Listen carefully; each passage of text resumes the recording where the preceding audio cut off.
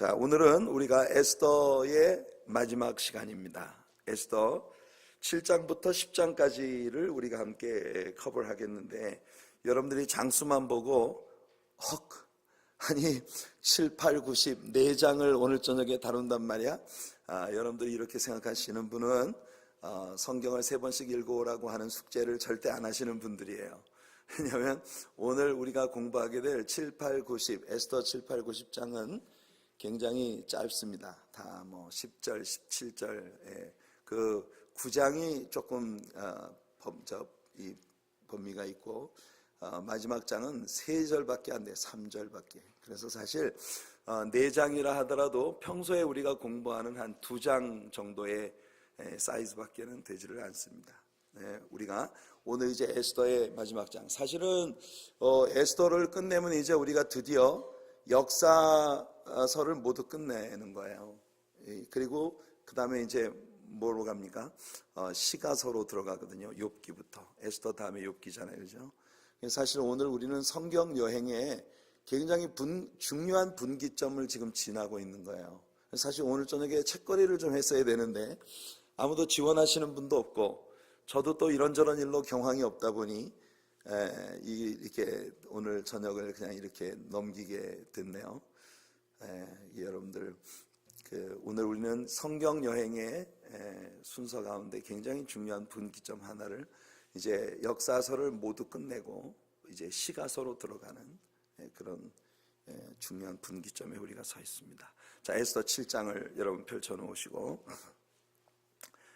지난 수요일에 하만이 모르드게를 왕의 말에 태우고 수산 시내를 하루 종일 돌면서 모르드게를 높여야 했던 그런 장면을 우리가 보았습니다. 모르드게는 화가 머리 꼭대기까지 치밀어서 집에 돌아왔는데, 즉시 에스더가 주최하는 만찬에 오라는 연락이 왔었고, 갑자기 굉장히 빠른 스피드로 모든 일들이 이렇게 전개되는, 급히 들어오라는 전갈이 오고 또 급히 들어가고, 이렇게 왕의 신하들이 와서 급히 하만을 데리고 들어가고, 사실 하만은 오늘 하루 종일 모르드게를 높인 것에 대해서 화풀이를 하기 위해 그 아리따운 왕비의 잔치에 이 왕위에 자신만 초대가 됐으니 이 잔치라도 가가지고 화를 풀어야 되겠다라고 생각하고 급히 데리고 가는 신하들을 따라갔겠지만, 사실은 이것이 자신의 처형 현장으로 가고 있는 그런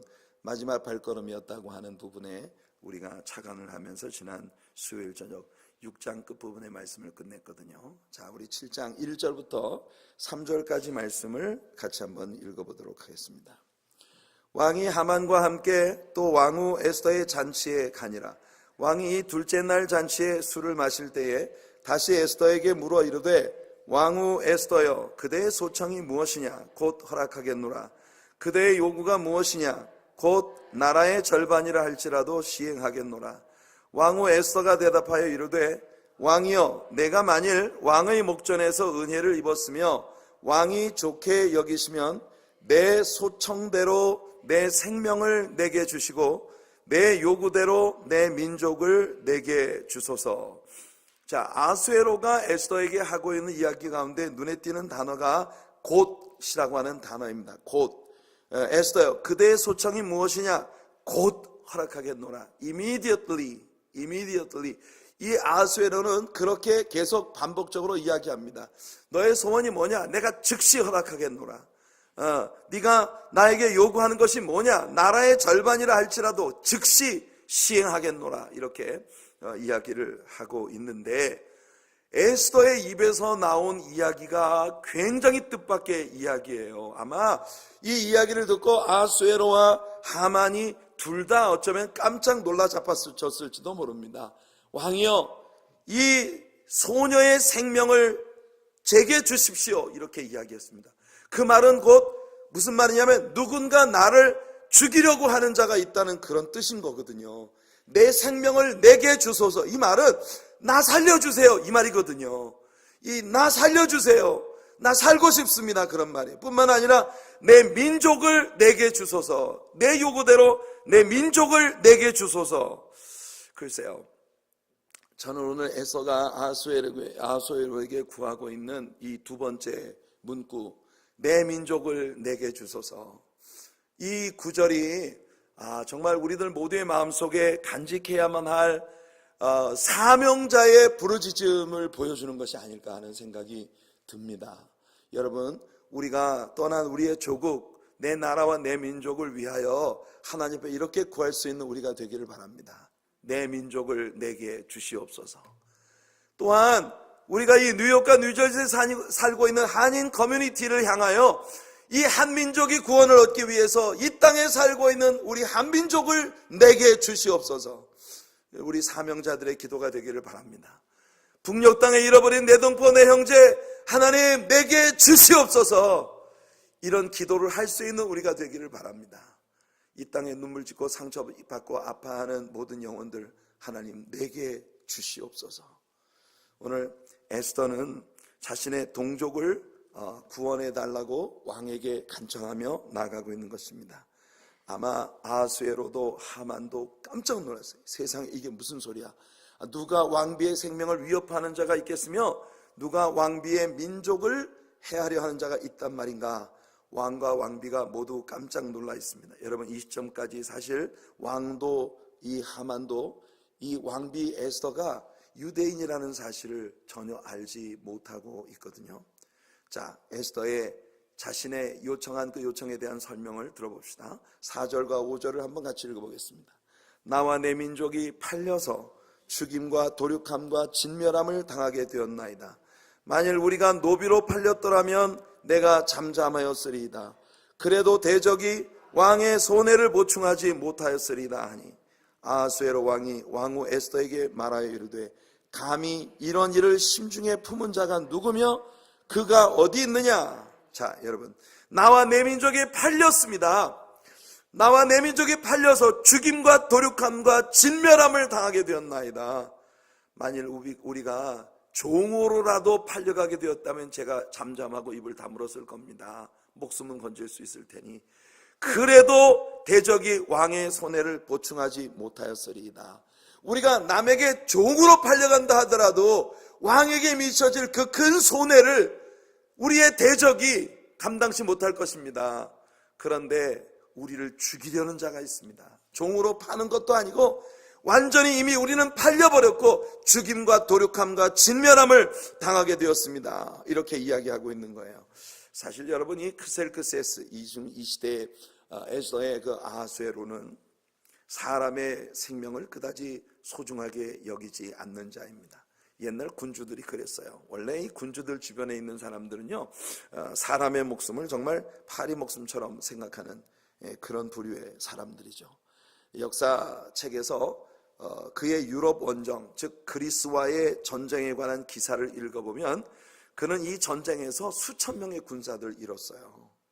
사실 이 그리스와의 전쟁에서 수천 명의 군사들을 잃고 돌아왔는데 이 왕은 자신이 데리고 나가서 전쟁터에서 죽은 군사들의 목숨에 대해서는 조금도 아까워하거나 슬퍼하지 않았습니다. 오직 전쟁에 패배했다는 사실에만 정말 절치부심 이를 갈고 있는 그런 상황이죠. 당시에 왕의 주변에 있는 사람들의 목숨은 그다지 소중하게 여겨지지 않았던 것 같아요. 우리나라의 조선시대 때도 보면은 여러분, 왕궁에서 얼마나 피비린내 나는 그런 당파 싸움들, 또 이런 것들에 희생당하는 사람들이 정말 한 시대에 너무나 소중한 충신들이 모함에 빠진 그 왕에 의해서 처형을 당하는, 사약을 받고 하는 이런 일들이 얼마나 그 왕궁의 주변에서 많이 벌어졌습니까? 그러니까 이 아하수에로는요, 사람의 목숨을 별로 귀하게 여기지 않는 그런 인물입니다. 그러나 왕은 에스더를 극진히 사랑하게 됐어요. 지금 이틀 동안의 연회에서 에스더에게 완전히 사랑에 빠져버린 거예요. 그렇기 때문에 에스더의 목숨이 경각에 달려있다는 사실에 이 왕은 아주 심각하게 반응하고 있는 것입니다. 자, 누구냐? 대체 어떤 놈이 내 사랑스러운 왕비와 그 왕비의 민족을 헤아려 한단 말이냐? 자, 에스더의 대답이 나옵니다. 6절이에요. 같이 읽어볼게요. 에스더가 이르되 대적과 원수는 이 악한 하만이니이다 하니 하만이 왕과 왕후 앞에서 두려워하거늘. 하만이 얼마나 놀랐겠는지 한번 생각해 보세요. 하만은 이 시점에서 처음으로 에스더가 유다 여자라는 사실을 알게 되었습니다. 하나님은 역사의 뒤안길에서 숨어 계십니다. 하지만 하나님은 강력하게 역사를 이끌어 가시는 분이세요. 여러분, 대적과 원수는 이 악한 하만이니이다. 에스더의 이 말, 이 악한 하만이니이다. 이 속에 쓰여진 히브리어 알파벳의 숫자의 가치를 모두 합한 것이 666이라고 하는 이야기를 이전에 여러분들에게 들려드린 적이 있습니다. 그래서 이 하만이라고 하는 자는 이 시점에 적그리스도의 상징적인 그런 의미의 인물로 우리 앞에 나타나고 있는 거예요.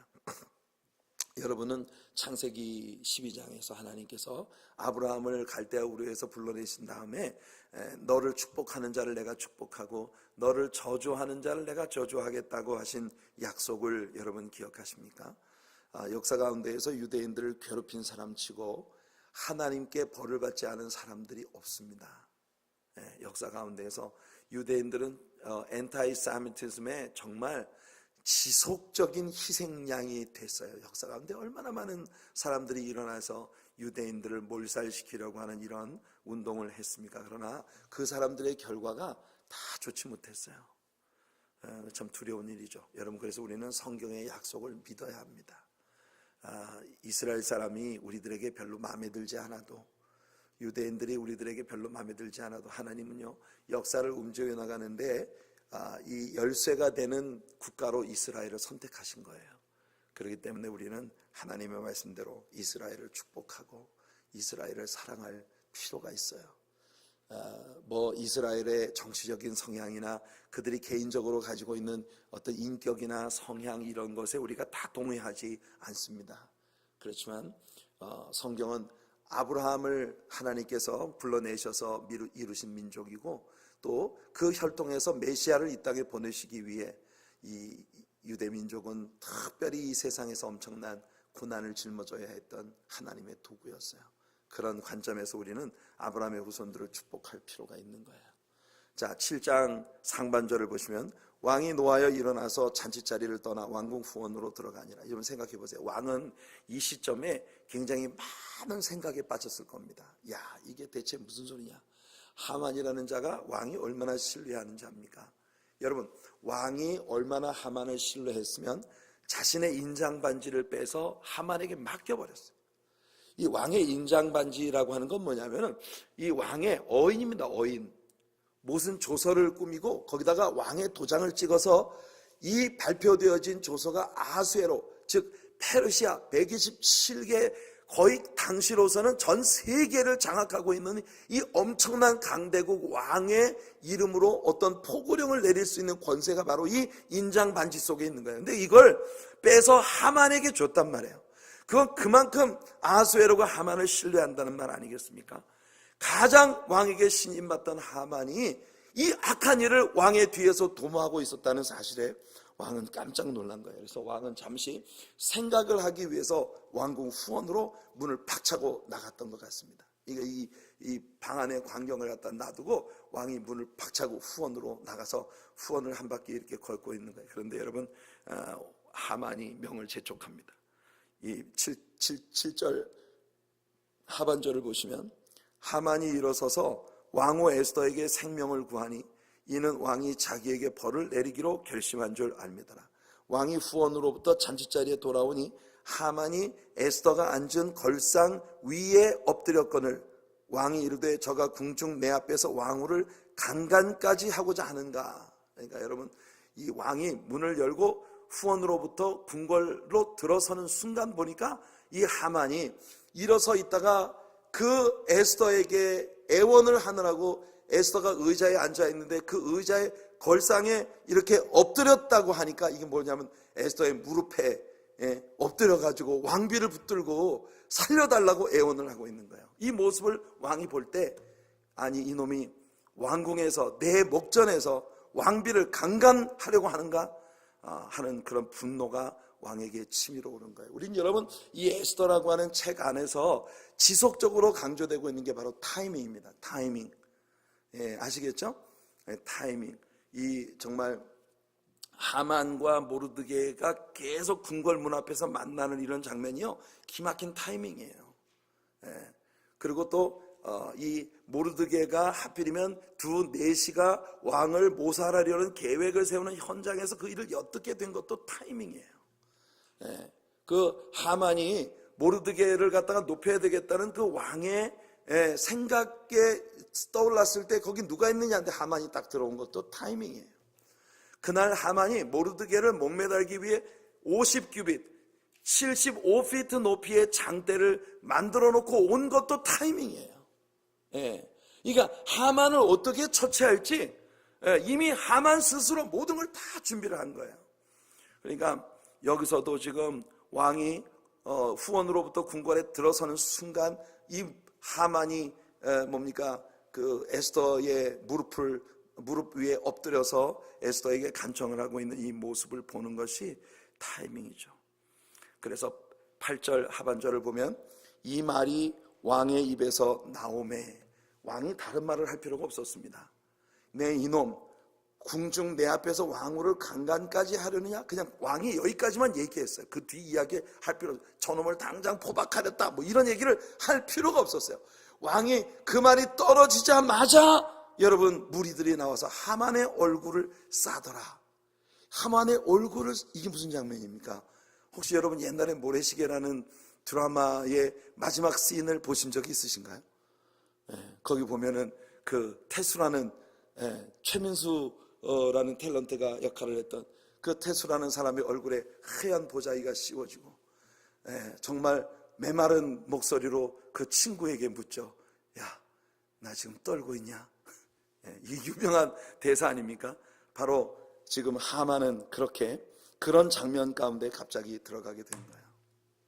처형이 집중되는 끔찍한 광경입니다. 처형이 집행되는 끔찍한 광경이 여기에 있습니다. 9절 10절을 읽어보면 왕을 모신 내시 중에 하르보나가 왕에게 아뢰되 왕을 위하여 충성된 말로 고발한 모르드게를 달고자 하여 하만이 높이가 50규빗 되는 나무를 준비하였는데 이제 그 나무가 하만의 집에 섰나이다. 하필이면 이때 또 내시가 이 이야기를 할 게 뭡니까? 결국 왕이 이르되 하만을 그 나무에 달라 하며 모르드게를 매달려고 한 나무에 하만을 다니 왕의 노가 그치니라. 왕은 지체할 필요가 전혀 없었습니다. 왜냐하면 왕은요, 범죄자를 체포하는 경찰과 또한 재판을 담당하는 수프림 코트의 기능을 동시에 가지고 있었던 인물이에요. 이게 당시입니다. 그러니까 여러분들 입법, 사법, 행정 모든 것을 왕이 다 관장하고 있었던 것이 왕정 통치 시대 아니겠습니까? 경찰력과 그리고 이 재판부의 모든 권세를 왕이 장악하고 있기 때문에 왕이 무슨 국회의 재가를 기다리고 이런 거 필요 없어요. 왕의 명령 한마디에 모든 일이 다 끝나는 겁니다. 하만은 모르드게를 죽이려던 그 밤 모르드게를 매달려고 준비했던 그 장대에 매달린 것이죠. 이것이 성경 전체에 흐르고 있는 한 가지 귀한 진리입니다. 바울은 우리 신자들에게 이렇게 경고하고 있어요. 스스로 속이지 말라. 하나님은 없인 여김을 받지 아니하시나니 사람이 무엇으로 심든지 그대로 거두리라. 모르드게를 매달려던 그 장대에 하만이 달렸다는 것이 흥미롭지 않습니까? 시편 37편을 보면 다윗의 신앙 고백이 나옵니다. 시편 37편 35절과 36절에 보면 내가 악인의 큰 세력을 본즉 그 본래의 땅에 서 있는 나뭇잎이 무성함과 같으나 내가 지나갈 때 그는 없어졌나니 내가 찾아도 발견하지 못하였도다. 이 세상에는 이 시편에서 다윗이 말하고 있는 것처럼 한때 잎이 무성한 무화과 나무처럼 그렇게 땅에 서서 그 위용을 자랑하는 나무들이 있습니다. 천년만년 살고 지고 이 땅에서 모든 영화를 누릴 것처럼 보이지만 다음 순간 그 길을 지나가다 보니 이 나무가 아예 흔적조차도 없는 그렇게 사라져버린 경우를 볼 수 있다는 것이죠. 시편 기자의 말은 바로 이겁니다. 작은 자여, 오늘은 내 날이라고 큰소리치며 즐겨보라. 내가 하나님의 뜻을 거스리고 하나님의 계획을 어긋나게 할 수 있을 것 같지만 너의 무대는 곧 끝날 것이다. 바로 하만이 이 케이스에 걸린 것입니다. 그는 한때 잎이 무성한 나무처럼 온 수산궁의 사람들이 그에게 고개를 조아리는 독야청청 빛나는 인물이었습니다. 그러나 그는요, 오늘 이 역사 가운데서 정말 아주 중요한 레슨을 우리들에게 전달해 준 그런 인물이 되었습니다. 여러분과 저는 하나님 앞에서 하만과 같은 죄인들이에요. 우리는 사실 하만이 당한 것과 같은 처분을 받아야 마땅한 그런 죄인들입니다. 그러나 우리 주 예수 그리스도께서 우리가 매달려야 했던 그 자리에 대신 매달려 주신 것이에요. 그래서 우리는 그 자리를 면하게 된 것입니다. 할렐루야. 사랑하는 성도 여러분, 만일 여러분이 그리스도를 믿기만 하면 그분은 여러분의 주와 구세주가 되어 주시는 것입니다. 자, 이렇게 7장이 지나고 이제 8장으로 들어갑니다. 8장은 왕의 새 조서가 선포되어지는 그런 장면이 나오죠. 이제 하만이 처형을 당하고 난 다음 벌어지는 일들이 여기에 묘사됩니다. 1절 2절 같이 읽어볼까요? 그날 아하수에로 왕이 유다인의 대적 하만의 집을 왕후 에스더에게 주니라. 에스더가 모르드게는 자기에게 어떻게 관계됨을 왕께 아뢰었으므로 모르드게가 왕 앞에 나오니 왕이 하만에게서 거둔 반지를 빼어 모르드게에게 준지라. 에스더가 모르드게에게 하만의 집을 관리하게 하니라. 여러분은 왕이 유대인을 학살하라는 명령서에 도장을 찍도록 하만에게 자신의 인장 반지를 건넸던 것을 기억하실 것입니다. 아까도 이야기했으니까요. 이제 그것이 모르드게에게 주어진 것이에요. 에스더가 왕에게 간청하여 모르드게에게 이 모든 것을 뒤집을 권세를 주도록 한 것입니다. 자, 이제 볼은 모르드게의 콜트로 넘어왔습니다. 왕의 첫 번째 조서는 취소될 수 없어요. 왜냐하면 페르시아 왕이 내린 조서는 무엇으로도 취소할 수가 없습니다. 그런데 이 조서를 무효화시킬 수 있는 새 조서, New Decree, 이 두 번째 조서가 발령이 됨으로써 이 첫 번째 조서를 뛰어넘는 그런 더 큰 권세를 가진 이 새 조서가 발령이 됨으로써 앞에 있는 조서를 무효화시킬 수 있는 거예요. 우리가 지난 크리스마스 설교를 통해서 바로 이 부분에 대한 이야기를 했지 않습니까? 죄 지은 영혼은 반드시 죽으리라 는 에스겔 선자의 선포가 우리 하나님의 첫 번째 조서, The First Decree, 율법의 선포입니다. 그러나 예수 그리스도로 말미암은 두 번째 Decree, 두 번째 조서가 선포되었는데 이 새 조서는 옛 조서보다 더 우월하고 더 뛰어넘는 그런 조서인 거예요. 히브리서 기자가 계속해서 강조하고 있는 부분이 바로 이거였습니다. 예수님은 제사장보다 우월하시다. 예수님은 율법보다 우월하시다. 예수님은 천사보다 우월하시다. 그래서 그 우월하신 예수 그리스도께서 그의 몸으로 휘장을 열으시고 우리로 하여금 은혜의 보좌 앞으로 담대히 들어갈 수 있는 길을 열어주셨으니 우리가 예수 그리스도와 함께 은혜의 보좌 앞으로 담대히 나아가자. 이것이 히브리서 기자가 우리에게 이야기하고 있는 그의 히브리서의 논지인 것입니다. 성도 여러분, 바로 첫 번째 디크리, 하나님의 첫 번째 조서인 율법의 선포는 죄 지은 영혼은 반드시 죽으리라는 것이었는데 그 죽음을 다 담당해 주신 예수 그리스도께서 오셔서 그리스도의 이름으로 새로 선포되어진 하나님의 새 조서는 누구든지 예수를 믿는 사람은 구원을 받으리라는 것입니다. 아멘. 이것이 바로 아하수에로 왕의 새 조서가 우리들에게 보여주는 영적인 가르침이에요. 자, 9절을 한번 읽어볼게요. 9절. 그때 시완월 곧 3월 23일에 왕의 서기관이 소집되고 모르드게가 시키는 대로 조서를 써서 인도로부터 구스까지의 127지방 유다인과 대신과 지방관과 관원에게 전할세 각 지방의 문자와 각 민족의 언어와 유다인의 문자와 언어로 쓰되. 여러분, 우리가 주일 설교를 들을 때 이 맵을 통해서 페르시아가 여러분 그때 당시에 아하수에로의 관할 안에 있었던 페르시아가 얼마나 넓은 영토를 가지고 있었는지 우리가 보았었습니다. 기억나시죠? 이쪽 아시아 쪽에서는 말입니다. 인도에서부터 저 러시아 지역까지 이렇게 엄청난 땅을 커버하고 있었어요. 그리고 또 저 서편으로는 그리스 변경까지 모든 유럽을 다 통과하고 있었고 남쪽으로는 아프리카, 구스, 이디오피아 지역까지 그렇게 북아프리카 전부를 커버하는 어마어마한 땅을 바로 차지하고 있었던 것입니다. 자, 그래서 이 각 지방의 방언과 언어들로 이 조서를 번역을 해서 이것을 이제 만들어야 했던 거예요. 복음은 누구나 알아들을 수 있는 언어로 번역이 되어져야 합니다. 여러분, 복음은 누구나 알아들을 수 있는 그런 언어로 이제 바뀌어져서 증거되어져야 합니다. 이것이 우리 크리스천들의 사명이라는 건 지난 주일 설교를 통해서 우리가 함께 배웠습니다. 10절을 한번 같이 읽어볼게요. 10절입니다. 아하수에로 왕의 명의로 쓰고 왕의 반지로 인을 치고 그 조서를 역졸들에게 붙여 전하게 하니 그들은 왕궁에서 길러서 왕의 일에 쓰는 준말을 타는 자들이라. 이 여러분들 역졸들이 왕의 이 조서를 가지고 각 지방을 향해서 나아가는 그런 모습이 보입니다. 지난주일 아침 설교에서 이런 우리가 이야기한 것처럼 어떤 역졸은 말을 타고 아프리카로 갔고, 어떤 역졸은 배를 타고 티그리스와 유프라테스 강을 건너서 타우르스 산맥을 지나 여러분 저 북유럽을 향해서 올라갔고, 또 어떤 역졸은 약대를 타고 아라비아 사막을 건너 인디아로 갔습니다. 우리는 어디로 가야 할까요? 사랑하는 성도 여러분, 우리는 하나님의 UPS 직원들입니다. 아멘.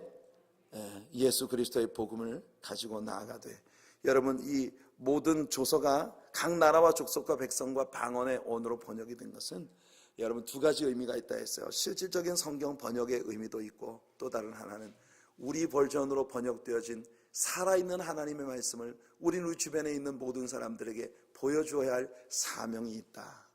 참 멋진 교훈 아닙니까? 여러분 이 교훈을 우리가 우리의 삶에서 꼭 받을 수 있게 되기를 바랍니다. 여러분 버전으로 번역된 성경 말씀은 과연 무엇인가요? 여러분들의 이 삶에서, 여러분들의 삶의 전 분야에서 여러분들 버전으로 번역되어진 살아있는 하나님의 말씀이 세상 모든 사람들에게 비추어질 수 있는 그런 역사가 일어나게 되기를 예수님의 이름으로 축원해 드립니다. 자, 11절부터 17절까지 읽어보겠습니다. 조서에는 왕이 여러 고을에 있는 유다인에게 허락하여 그들이 함께 모여 스스로 생명을 보호하여 각 지방의 백성 중 세력을 가지고 그들을 치려하는 자들과 그들의 처자를 죽이고 도륙하고 진멸하고 그 재산을 탈취하게 하되, 아하수에로 왕의 각 지방에서 아달월 곧 12월 13일 하루 동안에 하게 하였고, 이 조서 초본을 각 지방에 전하고 각 민족에게 반포하고 유다인들에게 준비하였다가 그날에 대적에게 원수를 갚게 한지라. 왕의 어명이 매우 급함에 역졸이 왕의 일에 쓰는 준말을 타고 빨리 나가고 그 조서가 도성 수산에도 반포되니라. 모르드게가 푸르고 흰 조복을 입고 큰 금관을 쓰고 자색 가는 배 겉옷을 입고 왕 앞에서 나오니 수산성이 즐거이 부르며 기뻐하고 유다인에게는 영광과 즐거움과 기쁨과 존귀함이 있는지라. 왕의 어명이 이르는 각 지방 각 읍에서 유다인들이 즐기고 기뻐하여 잔치를 베풀고 그날을 명절로 삼으니 본토 백성이 유다인을 두려워하여 유다인 되는 자가 많더라. 네, 얼마나 멋진 복음의 비유입니까? 페르시아의 영향력 아래 있는 수많은 다인종들이 유다인 된다는 것에 대한 경외심을 갖기 시작한 모습을 봅니다. 그래서 스스로 유대인으로 귀화하려는, 유대인 되려는 사람들이 각처에서 일어나고 있는 그런 모습을 봅니다. 오늘날 미국의 시민이 된다는 것은 참 굉장히 중요한 일입니다. 얼마나 미국 시민이 되고 싶은, 미국 시리즌이 되고 싶은 사람이 많은지, 여러분 그 시리즌이 되기 위해서 인터뷰에 합격을 하고 난 후에도 몇 개월을 기다려야 선서를 할 수가 있을 정도예요. 그러니까 그렇게 많은 사람들이 미국 시리즌이 되고 싶어 하는데, 여러분들 우리 크리스찬들의 사명은 뭐냐 하면, 세상 모든 사람들이 우리를 바라볼 때 우리를 보면서 나도 크리스찬 되고 싶다 하는, 천국 시민 되고 싶은, 천국 시리즌십 시험 보고 싶은 사람들이 많아지게 되는 것, 그것이 바로 우리들의 사명이라는 것입니다. 아멘. 크리스천이 된다는 것에 대한 경외심을 사람들에게 심어줄 수 있는 그런 우리들의 삶이 되기를 간절히 바랍니다. 9장 10장으로 들어갑니다. 불임절이라는 명절이 어떻게 시작되었는가 하는 걸 보여주는 것이 9장과 10장이에요. 자, 먼저 우리는 9장에서 모든 상황이 뒤바뀐 모습을 봅니다. 유대인들을 죽이려던 하만은 죽음을 당했고, 유대인 모르드게가 왕궁에 하만이 서 있던 자리에 제2인자로 섰습니다. 한때 유대인을 죽이려던 정부는 이제 유대인들의 편에 서 있고, 이제는 크셀크세스의 보좌의 권세가 유대인들을 보호하고 있는 이런 상황이 되었습니다. 오늘 하나님의 보좌의 권세는 크리스천들을 보호하고 있습니다. 바울은 하나님이 우리를 위하시면 누가 우리를 대적하리요? 라고 이렇게 선포하고 있습니다. 로마서 8장 33절과 34절을 보시면, 누가 능히 하나님께서 택하신 자들을 고발하리요? 의롭다 하신 이는 하나님이시니 누가 정죄하리요? 죽으실 뿐 아니라 다시 살아나신 이는 그리스도 예수시니 그는 하나님 우편에 계신 자요 우리를 위하여 간구하시는 자시니라. 여기서 하나님께서 어떻게 우리를 의롭게 하시는지 그 과정을 우리는 볼 수 있습니다. 하나님의 justification, 우리를 의롭다 하시는 칭의의 과정이 여기 나오네요. 첫째, 그리스도께서 죽으셨습니다. 그리고 둘째, 그리스도가 다시 부활하셨습니다. 그리고 셋째, 그리스도가 하나님의 보좌 우편에 계십니다. 그리고 넷째, 그리스도는 우리를 위하여 중보하고 계십니다. 할렐루야. 이것이 바로 우리가 주님의 능력으로 의롭다 하심을 받을 수 있는 그런 justification, 우리가 의롭다 하심을 받게 되는 그런 과정인 거예요. 이것을 위해서 예수님은 십자가에 피 흘려 죽으신 것이에요. 그래서 바울 사도는 자신이 증거하는 복음의 골자가 뭐냐? 고린도전서 15장에서 성경대로 그리스도가 죽으시고 성경대로 장사되었다가 성경대로 사흘 만에 다시 부활하셔서 우리 하나님 보좌 우편에 오르신 것이 바로 복음이다 라고 이렇게 이야기하고 있는 것이에요. 그 복음으로 인하여 우리도 구원함을 받았고, 이제 우리가 이 복음을 땅끝까지 증거해야 할 사명을 하나님께 받은 것입니다. 하만이 서 있던 자리에 모르드게가 선 것처럼 율법이 서 있던 자리에 그리스도께서 서 계신 것이에요. 이것이 뒤바뀐 시츄에이션입니다. 이제 우리 죄인들의 삶에 있어서 모든 것이 실질적으로 변화되었다는 걸 보여줍니다. 히브리서 4장 14절로 16절 말씀 같이 한번 읽어보겠습니다. 그러므로 우리에게 큰 대제사장이 계시니 승천하시니 곧 하나님의 아들 예수시라. 우리가 믿는 도리를 굳게 잡을지어다. 우리에게 있는 대제사장은 우리의 연약함을 동정하지 못하실 리가 아니요 모든 일에 우리와 똑같이 시험을 받으시니로되 죄는 없으시니라. 그러므로 우리는 긍휼하심을 받고 때를 따라 돕는 은혜를 얻기 위하여 은혜의 보좌 앞에 담대히 나아갈 것이니라. 할렐루야. 우리에게는 구세주가 계십니다. 그는 이 세상에 의해서 버림을 당하셨습니다. 온갖 더럽고 경멸스러운 저주를 그가 다 감당하셨습니다. 사랑하는 성도 여러분, 하지만 그분은 영광의 주님이십니다. 그는 왕의 왕, 주의 주이시며 그는 산골짜기의 백합화이십니다. 그는 모든 것을 합력하여 사랑스럽게 만드시는 분이십니다. 그는 욥기에서 엘리후가 말했던 1천 메신저들 가운데 뛰어난 우리의 구세주이십니다. 이제 곧 그분은 이 땅에 다시 오실 것입니다. 이제 온 인류는 우리의 구세주이신 그분 앞에 무릎을 꿇고 모든 입이 예수를 주로 시인하게 되며 그분을 경배하며 찬양하게 될 것입니다. 할렐루야. 승리하신 예수님을 찬양합시다. 에스더 때의 어떤 유대인은 그렇게 생각했을 거예요. 웃기지 마. 나는 이 새 조서가 왕으로부터 나온 것이라고 믿을 수 없어. 내가 이것만 믿고 있다가 내가 망하면 어떡해? 왕은 그렇게 좋은 사람이 아니야. 내가 왕을 잘 안다니까. 크셀크세스는 절대로 이런 조서를 내릴 자가 아니야. 나는 내 스스로를 보호해야 해. 일종의 마지노선을 구축해야 해. 그리고 그 뒤에 숨는 거야. 나는 산성과 요새를 만들고 거기 숨어야지. 내 스스로를 보호해야지. 이런 유대인은, 왕의 조서를 믿지 않는 유대인은 살아남을 수가 없습니다. 여러분, 2차 대전이 끝나고 2차 대전이 아니 우리 한국이 일본 대동아 전쟁이 끝나고 그리고 난 다음에 오랜 세월이 지난 후 제가요 초등학교 다니고 있을 때 신문에 난 그 글을 본 적이 있습니다. 예, 초등학교 학생 때 제가 읽었던 신문 기사에 무슨 기사가 났냐면 일본군으로 이제 뽑혀가지고 의용군으로 저 대동아 전쟁에 참전을 했던 필리핀 사람인가 어떤 그 군인이 여러분 일제시대 때 입고 있었던 그 군복, 일제시대 때 일본 군인으로서 그 활동을 하던 그때 모든 정황, 아주 깊은 정글, 사람들의 발길이 닿지 않는 정글 속에서 여러분, 제가 초등학교 다닐 그 무렵까지 이 사람이 은둔 생활을 하고 있었어요. 전쟁에서 일본 군대가 망했기 때문에 일본 군대인 자신이 발각이 되면 처형을 당하게 될 것이라는 두려움 때문에 그 정글 속에 숨어서 짐승처럼 그렇게 연명을 해가고 있는 그런 사람이 발견이 되어진, 그러니까 이 전쟁이 완전 다 끝나고 세상이 바뀌었다는 사실을 전혀 인지하지 못한 채 짐승처럼 그 정글 속에서 사람으로서의 어떤 문화적인 이런 그 혜택 같은 걸 전혀 누리지 못하고 짐승처럼 숲속에서 살고 있었던 사람이 발견이 되었다는 기사를 제가 어렸을 때 읽은 적이 있습니다. 여러분, 얼마나 어리석은 일이에요.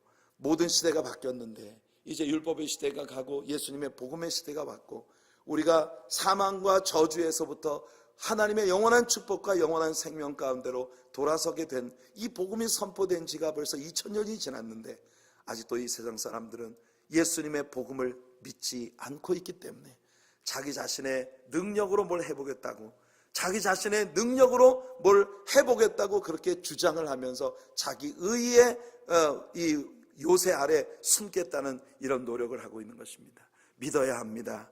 믿어야 삽니다. 우리들의 메시아이신 예수 그리스도의 조서를 믿는 저와 여러분들이 되기를 축복합니다. 우리는 하나님의 메시지를 가스펠이라고 합니다. 가스펠을 줄인 말이래요. 가스펠, 가스펠. 하나님의 말씀을 우리는 믿어야 합니다. 굿뉴스. 여러분, 복음의 골자를 바울 사도는 아까 말한 것처럼 이렇게 정리합니다. 내가 받은 것을 먼저 너희에게 전하였더니 이는 성경대로 그리스도께서 우리 죄를 위하여 죽으시고 장사 지낸 바 되셨다가 성경대로 사흘 만에 다시 살아나사 하나님의 잃어버린 바 된 세상을 위해 새 조서를 내리셨습니다. 남자나 여자나 아무도 자신의 율법적 행위로는 구원받을 수 없습니다. 오직 믿음으로만 구원을 받을 수 있는 것이에요. 그래서 요한복음 1장 12절은 영접하는 자, 곧 그 이름을 믿는 자들에게는 하나님의 자녀가 되는 권세를 주셨다고 선포하고 있는 것입니다.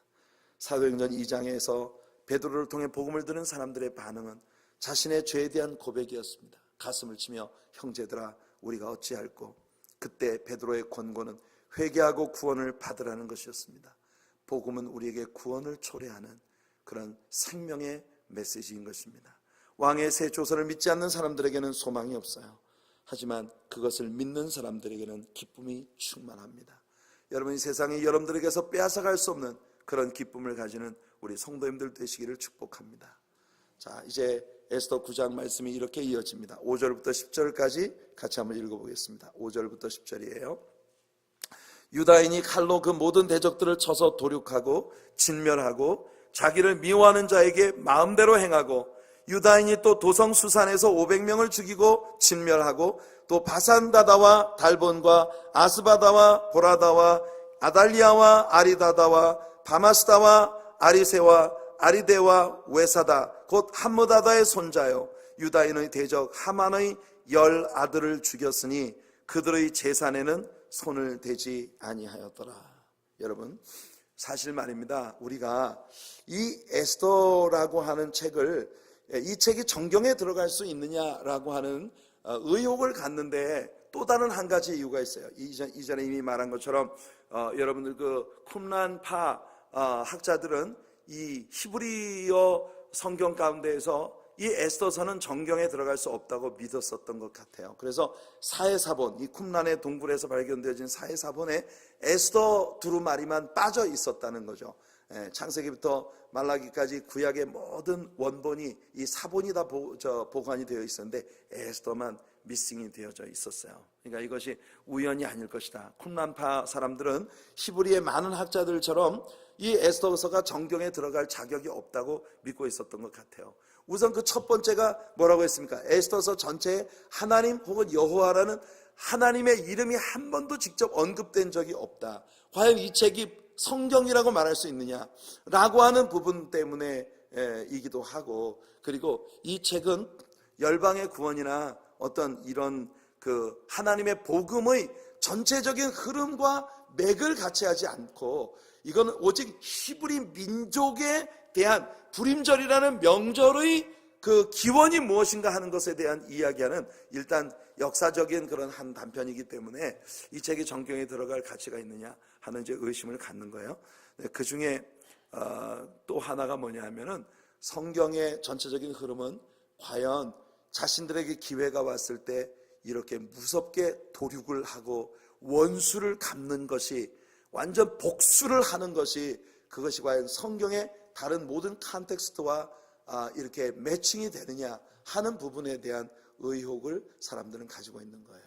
여러분 이 글에서 아주 잔인하게 유대인들이 자신들을 죽이려고 했었던 하만의 모든 계략에 동행했었던 사람들을 찾아내서 살육하는 이런 장면이 이제 여기 나옵니다. 사실 그런 관점에서 우리가 이걸 본다면 어떻게 보면은 히브리 사람들이 굉장히 자신들이 역사 가운데에서 반셈족 계통의 그런 그 감정으로 인해서 희생을 당하는 일도 많지만, 그만큼 이스라엘 사람들도 피를 두려워하지 않는 잔인한 성향을 가진 사람들이 아닌가 하는 생각을 사람들이 갖게 되는 경향이 있는 것 같습니다. 하지만 여러분, 우리가 이걸 알아야 해요. 지금 원래 하만의 이 아류들을 우리는 무엇으로 봐야 되냐면, 사무엘상 15장에서 사울 왕이 아각 왕을 완전히 아각 왕족을 이 땅에서 멸절시켰다면, 하나님의 명령에 순종했다면 이런 역사는 일어날 필요가 없었던 거예요. 그러니까 이 에스더서가 우리들에게 주는 교훈은 이미 지금 아달월 13일에 행해지고 있는 이 아각족 속의 영향 아래 있었던 모든 사람들을 죽이는 이 도륙 행위가 사실은 사무엘상에서 있었어야 되는 거예요. 그 사무엘상 15장에서 사울이 하나님께 순종하지 않은 열매로 오늘날 이렇게 어마어마한 규모의 피를 보는 이런 역사가 다가오게 되었다는 것을 성경이 우리들에게 보여주는 것이죠. 하지만 유대인들은 말입니다, 굉장히 성난 군중으로서 보복을 위해 일어나도 굉장한 무서운 절제의 능력을 가지고 있는 종족이라는 걸 우리들에게 보여줍니다. 그 말은 무슨 말이냐 하면은, 여러분, 이렇게 사람들을 도륙하는 것은 분명히 사울 왕이 불순종했었던 것에 대한 이제 순종 행위로 우리는 보아야 합니다. 하지만 그들이 폭도는 아니에요. 폭도라면 그들은 뭘 합니까? 이 죽은 자들의 재산을 갖다가 막 다 빼앗고 탈취하고 막 이런 일들이 뒤따를 거 아니겠어요?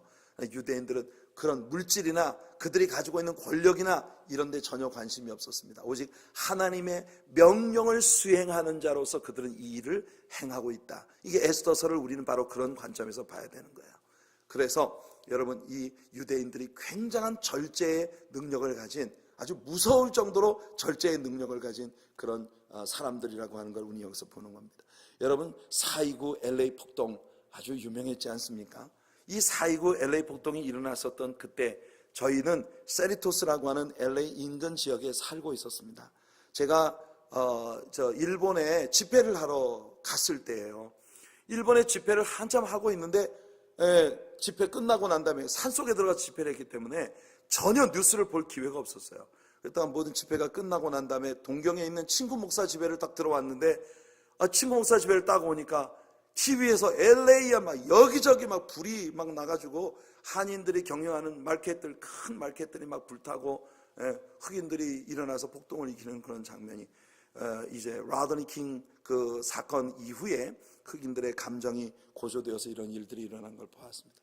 그때 그 4.29 폭동 때 여러분들, 그 흑인들이 한국인들이 경영하는 마켓을 주 타겟으로 삼았고, 이 가게들의 불을 지르고 불타는 가게에서 물건들을 도둑질해가는 그런 모습들이 TV에 나오고 하는 것을 보았습니다. 이 흑인들 속에 응어리진 분노가 있기 때문이죠.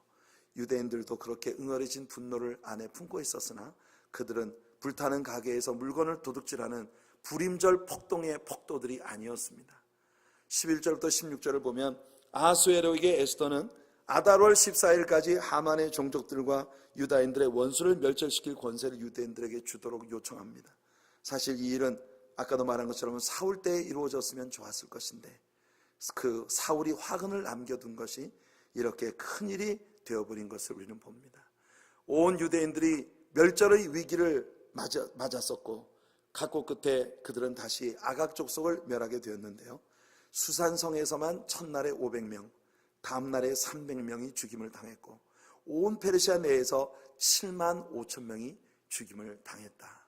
숫자적으로 성경이 기록하고 있는 사람들만의 숫자를 보면은 7만 5천 800명이라고 하는 숫자가 직접적으로 언급이 되고 있으니 여러분, 이것이 그 시대에 얼마나 어마어마한 살육이었었는가 하는 것을 우리가 보게 되는 것입니다. 자, 17절부터 19절까지 읽을게요. 아달월 13일에 그 일을 행하였고 14일에 쉬며 그날에 잔치를 베풀어 즐겼고 수산에 사는 유다인들은 13일과 14일에 모였고 15일에 쉬며 이날에 잔치를 베풀어 즐긴지라. 그러므로 시골의 유다인 곧 성이 없는 고을고을에 사는 자들이 아달월 14일을 명절로 삼아 잔치를 베풀고 즐기며 서로 예물을 주더라.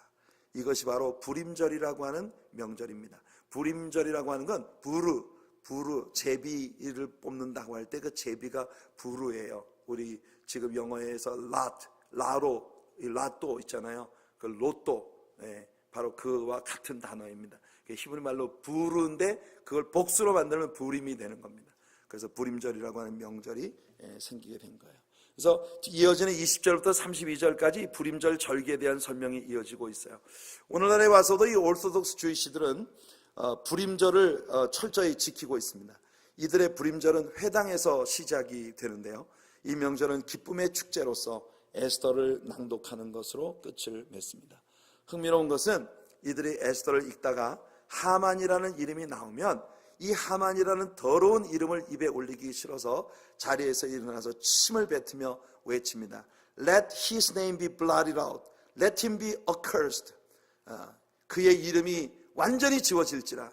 그에게 저주가 임할지어다. 이렇게 외치고 넘어간다고 합니다.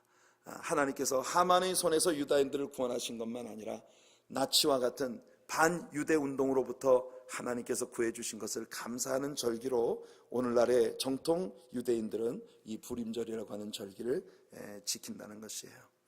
자, 창세기 12장 3절 아까도 말씀드린 것처럼 너를 축복하는 자에게 내가 복을 내리고 너를 저주하는 자에게 내가 저주하리니 땅의 모든 족속이 너로 말미암아 복을 얻을 것이라 하는 아브라함에게 주셨던 우리 하나님의 언약이 이렇게 역사 가운데서 이루어져가는 그런 모습을 우리는 봅니다.